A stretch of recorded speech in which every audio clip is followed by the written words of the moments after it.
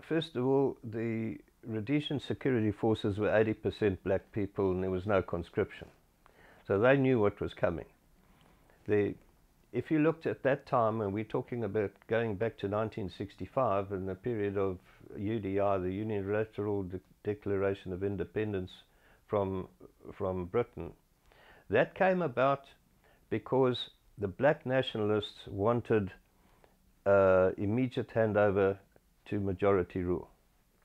And our Prime Minister, Ian Smith, knew very well that there would be no protection for the whites, and that it would follow the same disasters that had happened in every other black country to our north, where there was plunder and destruction of infrastructure and sheer despotism, dictatorships, one-party states, and that Rhodesia was going to go the same way.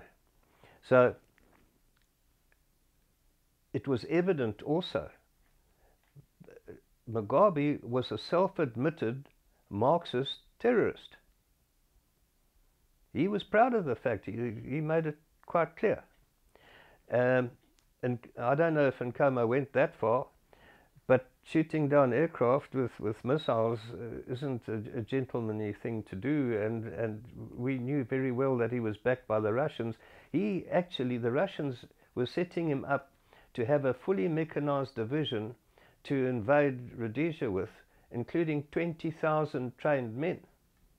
So Rhodesia was facing communist insurgency and an onslaught in the typical communist way of establishing footholds in other countries where they would be enriched by mineral wealth or for some other purpose. It was plain to see. Anybody with one iota of intelligence could work that out, including the American administration of the time, President Carter and David Young. And David Young was quoted in an interview with the Times to say that that he couldn't understand why Mugabe was such an incorrigible person. He was perfectly harmless.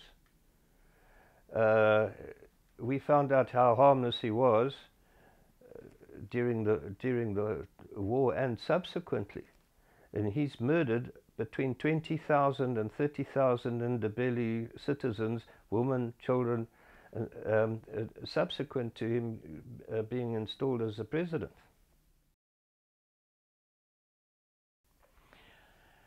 Yes, well, I returned to the SAS. I had been promoted by Special Branch as a bogus captain. I mean, it wasn't an official promotion at all, but I had to wear captain's pips because we were operating among other units of the security forces, and I needed some rank to get that to work.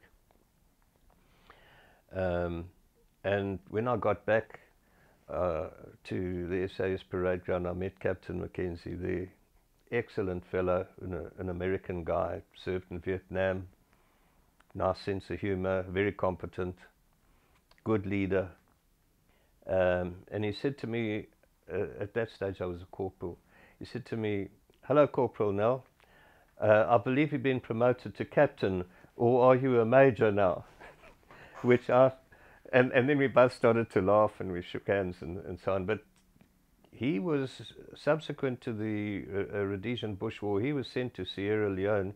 I think he joined some other unit or went there with a private security company, I don't know, to take on the rebels, and he got wounded in action and was caught by the rebels and actually eaten.